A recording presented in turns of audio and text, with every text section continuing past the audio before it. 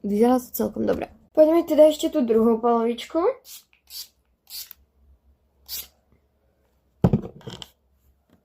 Zase si počkám cca minútku, kým to uschne.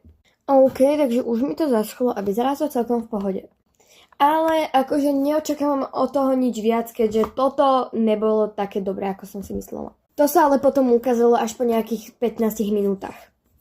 No, ale zhrnutie je celkom dobrý, ale ešte chcem urobiť jednu vec. Všetci robia, že testujú tieto fixačné spreje tým, že si túto na ruku nakreslia nejakou rôznou ceruskou, proste nejakú čiarku, potom to tam nastriekajú a skúsia to rozmazať, že či sa to rozmaže a či to fakt splnilo svoj efekt. Poďme to vyskúšať.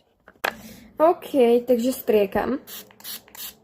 Dám tam 3 streky. Počkám cca minútku a potom vám dám vedieť. OK, už to trošku uschlo, takže